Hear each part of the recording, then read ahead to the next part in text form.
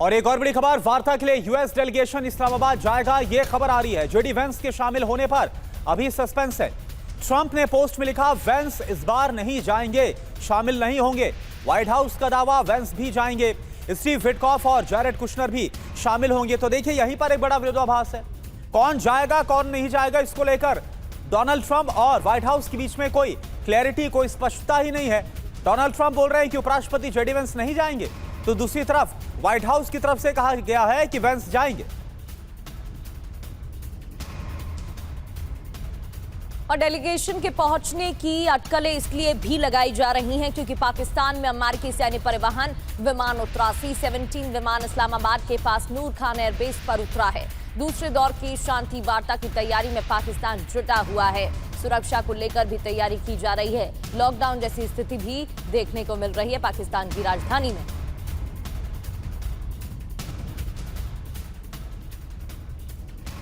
और एक और बड़ी खबर, डोनाल्ड ट्रंप ने ईरान पर एक बार फिर से हमले की धमकी दी है और कहा है कि अगर समझौता नहीं हुआ तो करेंगे भीषण हमला। हम पूरे ईरान को उड़ा देंगे, पावर प्लांट और पुल तबाह कर देंगे, डोनाल्ड ट्रंप की तरफ से यह कहा गया। तो एक बार फिर से वही धमकियां देते नजर आ रहे हैं जिन धमकियों के बाद पहले दौर की वार्ता हुई थी। पहले भी कहा था कि हम पूरे ईरान को तबाह कर देंगे, और उस वक्त तो ईरान की सिविलाइजेशन, उसकी संस्कृति को भी पूरी तरह से खत्म करने की बात कर रहे थे डोनाल्ड ट्रंप, और यही बोल रहे थे कि ब्रिजेस को, पूरा इंफ्रास्ट्रक्चर, सब कुछ बर्बाद कर देंगे। और फिर डोनाल्ड ट्रंप ऐसा लग रहा है कि भड़क गए। ईरान का जो सख्त रुख इस वक्त नजर आ रहा है, और वो ये बोल रहे हैं कि अगर बातचीत नहीं हुई तो फिर तबाही मचा देंगे ईरान के अंदर।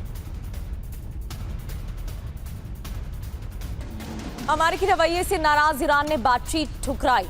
शांति वार्ता के दूसरे दौर में हिस्सा लेने से इनकार किया। वॉशिंगटन की अत्यधिक मांगों के चलते बातचीत को ठुकराया गया। इरना के हवाले से खबर, यूएस के बार बार रुख बदलने, नाकाबंदी से ईरान नाराज है। IRNA की तरफ से जानकारी, वॉशिंगटन की अत्यधिक मांगों की वजह से ही ईरान नाराज है और अमेरिका के बार बार रुख बदलने की वजह से भी नाराजगी है। नाकाबंदी को लेकर भी नाराज है ईरान। और एक और बड़ी खबर, ओमान की खाड़ी में यूएस की सैन्य घेराबंदी और ज्यादा हो गई है। USS अब्राहम लिंकन युद्धपोत को तैनात किया गया। ईरानी बंदरगाहों और तटों पर अमेरिकी सेना की नजर है। तो अमेरिका ने अपना ब्लॉकेट, अपनी नेवल पावर को और ज्यादा बढ़ा दिया है, और जो ओमान की खाड़ी है यहां पर भी तैनाती और ज्यादा भारी भरकम कर दी गई।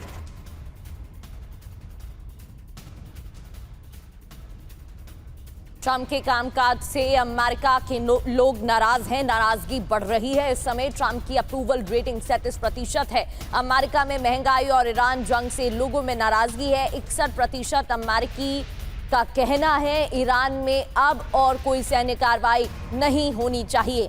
NBC न्यूज ने ट्रंप की लोकप्रियता को लेकर सर्वे किया था, जिसके आधार पर यह जानकारी मिल रही है कि एक बार फिर से ट्रंप को लेकर अप्रूवल रेटिंग घटी है।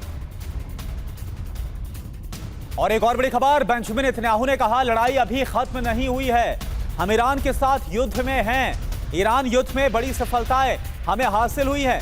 किसी भी पल नए घटनाक्रम सामने आ सकते हैं। तो इजराइल की तरफ से वार्ता के बारे में तो कुछ नहीं कहा जा रहा, बल्कि लगातार इजराइल युद्ध की जो बात है वो करता नजर आ रहा। और अब नेतन्याहू खुद ये बोल रहे हैं कि किसी भी वक्त नया घटनाक्रम देखने को मिल सकता है इस युद्ध को लेकर।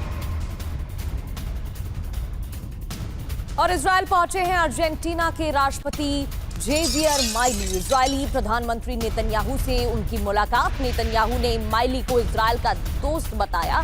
इजराइल अर्जेंटीना पहले से अधिक मजबूती से एक साथ खड़े हैं, बेंजामिन नेतन्याहू ने कहा। ये तस्वीरें आपको दिखा रहे हैं दोनों की मुलाकात। इस दौरान नेतन्याहू ने कहा कि इजराइल के महान दोस्त हैं माइली।